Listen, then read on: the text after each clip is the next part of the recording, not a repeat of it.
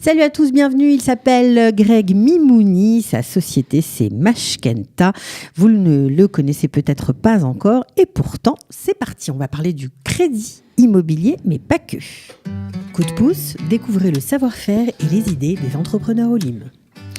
Il s'appelle donc Greg Mimouni. Bonjour Greg, bienvenue. Bonjour. On est content de te recevoir. Merci à vous. Ben voilà, de rien, on se tutoie, on se voit, parce que dans la vie on se tutoie, mais c'est comme tu veux. On peut se tutoyer. Ok. Alors, tu es arrivé en Israël il y a fort longtemps et tu es rentré dans la banque un peu par hasard. On peut dire ça comme ça. Tout à fait. J'ai fait mon allié en 92. Ouais. Et j'ai eu un parcours armé, tout ce qu'il faut. Et après, je suis rentré dans une banque qui s'appelait la Banque Adanim. Qui n'existe plus. Exactement. Qui est une banque qui faisait que du crédit immobilier. Ouais. Et j'ai travaillé là-bas comme conseiller en courtier immobilier. Et je suis tombé amoureux du métier. Ok. On a une petite musique sous ça te gêne pas, ça va? Ben voilà. Oh, il n'y a plus de musique, c'est bien. On continue. Je suis tombé amoureux du métier. Ouais. Et depuis 2000... Donc la Banque Adanim s'est fait racheter par la Banque Mizrahi. Adanim a toujours appartenu à la Banque Mizrahi. Ah d'accord. Je ne sais pas exactement au niveau des pourcentages, mais a toujours appartenu à la Banque Mizrahi. Et il y a 2008 ou 2009, je ne vais pas dire de bêtises, la Banque Adanim a été englobée dans la Banque Mizrahi Tfahot. Exactement. C'était une banque qui ne faisait que des crédits immobiliers. Donc tu es rentré par hasard, on va dire que tu as pris goût à ces montages. Exactement. Pourquoi? Qu'est-ce que tu as aimé? Écoutez, le crédit immobilier, je dis toujours aux clients, je vais vous aider à réaliser un rêve. Et c'est toujours magnifique. Des gens qui appellent, qui n'ont pas spécialement d'idées, ça nous arrive tous les jours. Écoutez, j'aimerais peut-être acheter en Israël. Entre ce coup de fil et l'acquisition finale, c'est une histoire, une vraie histoire avec les clients. Et c'est sympa. Deux, aujourd'hui, les gens nous font vraiment confiance. Donc, quand des clients font confiance, c'est plus facile. Et à part ça, j'ai toujours aimé négocier. Donc, la négociation, ça nous connaît aussi. Oui, tu as toujours aimé négocier parce que tu as aussi travaillé au sein de la BNP, qui n'existe plus, la BNP à Tel Aviv, il faut quand même le préciser, où tu as monté le département crédit immobilier. Exactement. Après la Banque Adanim, je suis passé à la BNP Paribas. Là-bas, j'ai monté les crédits immobiliers. Ouais. Au tout début de la BNP Paribas. Le département a été fondé. On a émis des crédits immobiliers. Puis finalement, pour des raisons politiques... Ça s'est arrêté. La BNP a fermé. Ouais. Voilà. Aujourd'hui, c'est même plus une banque, c'est un bureau de représentation. Donc, voilà. Donc aujourd'hui, tu t'es installé, tu es courtier, on va dire, en crédit immobilier, mais pas que.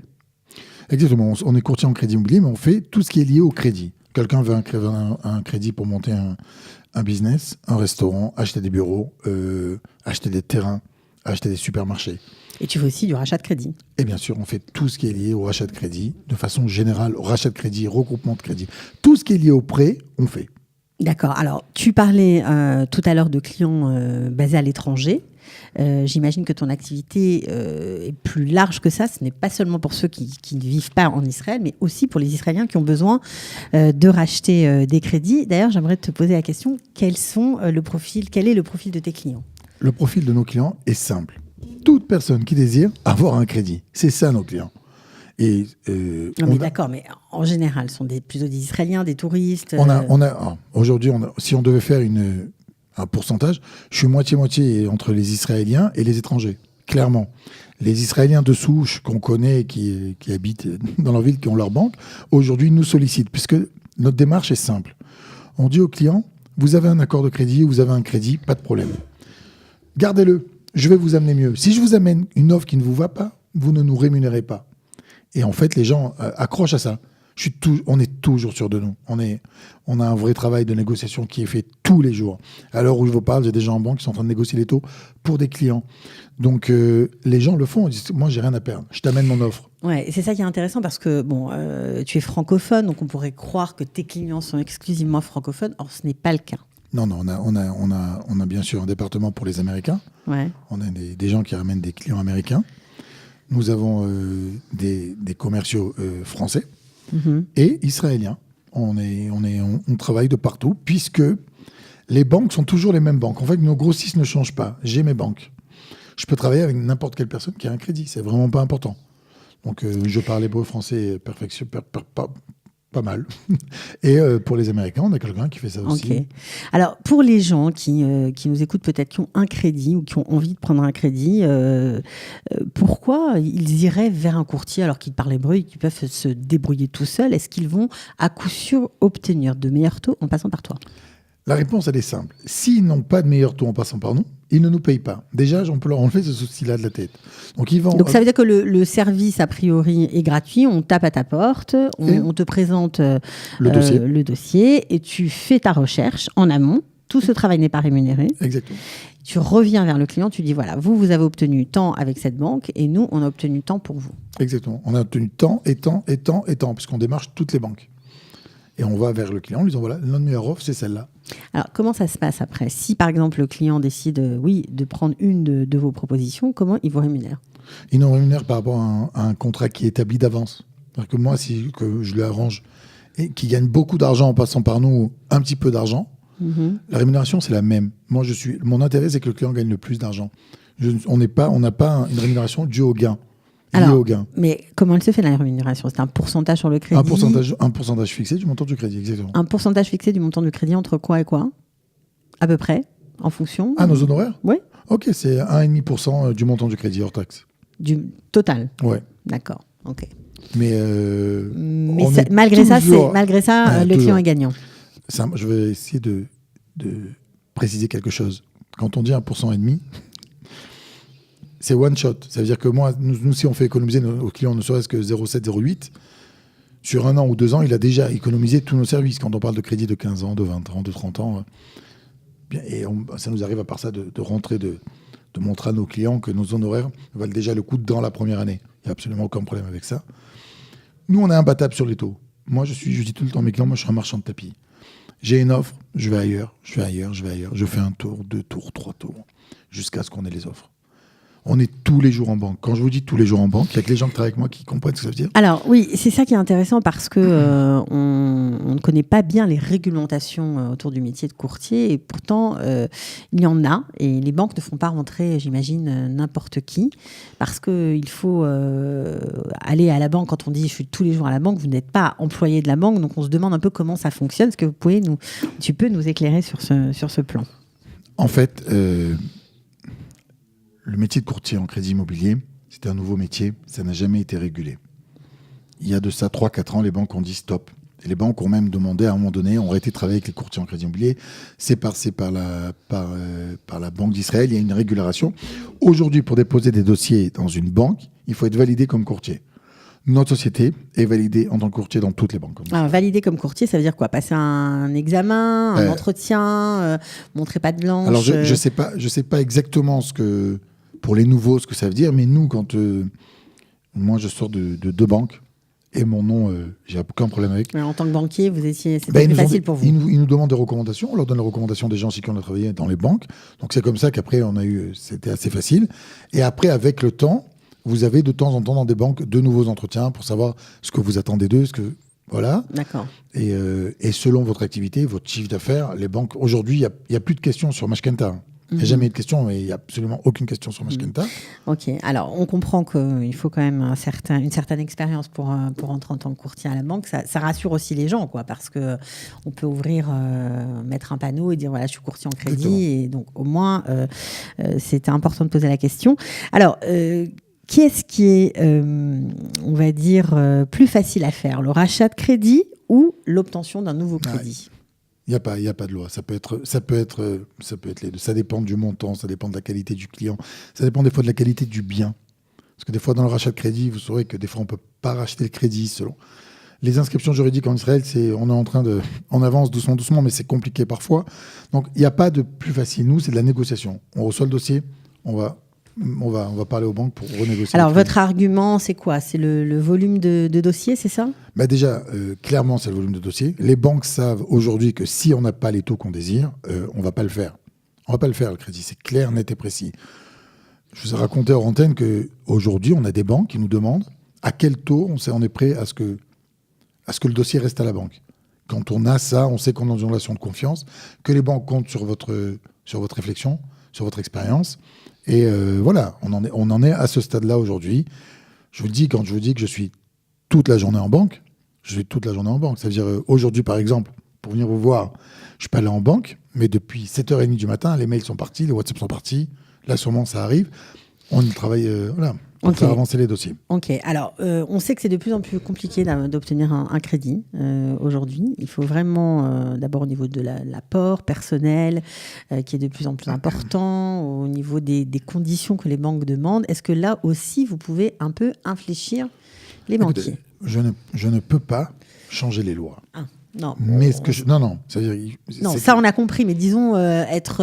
Il y a des dossiers qui sont plus compliqués que d'autres qu'on passe. Vous arrivez à les passer. Ouais. Franchement, ouais. Mais parce que, voilà, on discute avec les banques. Moi, j'ai besoin de comprendre. Premièrement, je ne dépose jamais de demande qui ne sera pas validée. D'accord ? Je ne fais pas ça aux banques. Des fois, j'ai des questions sur des dossiers. Je vais en banque et je pose mes questions. Ok. Alors, par rapport à la façon dont le crédit est composé. Est-ce que vous avez un petit concept? Parce que je vous ai sous la main, j'en profite, ça change tout le temps, entre le prime, le reste, est-ce qu'il faut prendre un prêt en dollars, en shekels, est-ce qu'il faut mélanger? Déjà, la base pour moi, c'est simple. Si on gagne des euros, il faut avoir un crédit en euros. Si on gagne du dollar en dollars, et si on gagne du shekel en shekel, pour éviter les fluctuations des monnaies. Ça, c'est la base. Après, taux fixe, pas taux fixe. Vous savez que le taux fixe est une maladie, entre guillemets, française. Oui, tout à fait. C'est pour ça que c'est bien d'en parler. Voilà. Moi, si vous demandez à un Israélien s'il peut prendre un crédit tout en taux variable, il vous dira « je prends tout en taux variable », puisqu'il est plus bas, par définition, que le taux fixe. Mais les Français aiment bien savoir. Mais en France, par exemple, il y a du taux fixe et il n'y a pas de pénalité en cas de remboursement anticipé. D'accord ? En Israël, ce n'est pas le cas. On va dire 99%, ce n'est pas le cas. Donc, si on a du taux fixe, on a cet avantage du taux fixe. Il est possible qu'on ait des pénalités en cas de remboursement anticipé. Alors, on explique ça aux clients. Puis après, ça dépend. Il faut calculer. Si j'ai un taux variable à 2 et si j'ai un taux fixe à 4,20 ou 3,8, il faut qu'on calcule. Il faut qu'on arrive à calculer. J'ai besoin de connaître le profil du client, s'il compte recevoir de l'argent pendant les années du crédit ou pas, bien sûr. S'il est salarié ou s'il est salarié, s'il a son compte, quel est le but de l'achat? Si c'est un investissement pour après rebondir sur autre chose, si c'est pour vivre. Donc toutes ces questions sont importantes aussi quand on choisit un crédit. Obligé. Il ne faut pas se tromper. Il ne faut pas se tromper. Parce qu'une fois que vous prenez le crédit, c'est fini. Enfin, c'est fini. Après, rechanger, c'est encore des frais et encore du cassement de tête. Donc mieux vaut réfléchir à toutes les questions en amont, les mettre noir sur blanc et voir. Nous, on est obligé de poser toutes les questions à nos clients. Si certaines personnes qui nous écoutent ont un crédit dans une banque, deux autres crédits dans une autre banque, un crédit Roetsbankai, comme on dit, en dehors de la banque, tout simplement, est-ce qu'on peut malgré tout arriver à tout regrouper ou c'est compliqué? On peut réussir à tout regrouper. Comment on fait? Vous appelez Mashkenta. Non, mais on peut réussir. Mais je vais vous dire la vérité, c'est que la plupart des gens n'ont pas la force. Ça, c'est la vraie vérité. Mais quand je vous dis la plupart des gens, je vous parle de Français, Israéliens, Américains. Oui, tout le monde. C'est trop compliqué. Ça leur casse la tête. Alors, on va expliquer aux personnes. Tu sais, tu payes beaucoup de milliers de shekels en plus par mois. Ouais, mais j'ai pas la force. On va s'occuper de tout. Et alors là, de suite, on va le faire alors. On s'occupe de tout. Mais effectivement, c'est possible. Et vous savez, les banques sont là pour prêter de l'argent. Elles ne sont pas obligées de le faire. Mais c'est leur but, de prêter de l'argent. Donc, si vous allez vers les banques avec des dossiers pour prêter de l'argent, à la base, ils sont OK. Après, il faut voir que le dossier tient la route, que le client puisse rembourser le crédit et qu'il n'y ait pas de problème. Mais ça, c'est notre métier de faire en sorte de bien expliquer à la banque. On peut réduire la période d'endettement, on peut l'augmenter, on peut tout faire? Oui, on peut tout faire. Je vais vous raconter une affaire qu'on a eue il y a 2 semaines de cela. On a enlevé à une cliente 7 ans de crédit pour la même mensualité. C'est-à-dire? On lui a tellement baissé les taux qu'on a pu lui réduire les mensualités, le nombre d'années et arriver aux mêmes mensualités. Je ne vais pas rentrer avec vous dans les détails, mais voilà. Et le gain total, c'est beaucoup d'argent. Beaucoup d'argent. On peut, quand on a de bons taux, on peut toujours réussir à jouer avec les chiffres. Mais il faut avoir de bons taux, il faut avoir de bons dossiers, il faut comprendre les dossiers. Quand mes clients nous prennent contact, ou avec moi, ou avec... Avoir de bons dossiers, ça veut dire quoi? Ça veut dire avoir suffisamment d'argent tous les mois? Ça veut dire... Moi, je dis toujours aux clients...